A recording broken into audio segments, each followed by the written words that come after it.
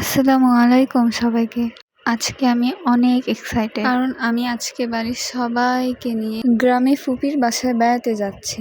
গ্রামের রাস্তার চারপাশের এই সুন্দর প্রকৃতি এবং মনোরম পরিবেশ আমার এক্সাইটনেস আরও বাড়িয়ে তুলেছে।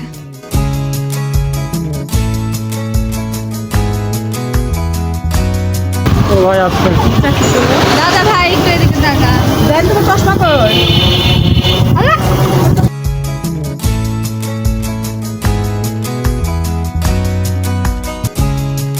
আমরা ইতিমধ্যে পৌঁছে গেছি, দাদা ভাই সহ বাকি সকলে। ঈদ মোবারক,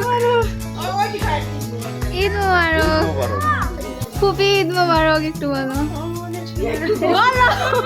ঈদ মোবারক বলো না, তোমাকে বলতেই হবে ঈদ মোবারক বলো। দেখুন, এখানে আমার বড় ফুপি মাটির চুলায় মাছ ভাজি, বেগুন ভাজি, পোলাও, গরু মাংস সহ আরও অনেক কিছু রান্না করছে। রান্না শেষে এখন আমরা সবাই মিলে খাবো। সবাই ভালো থাকবেন, সুস্থ থাকবেন। আল্লাহ হাফেজ।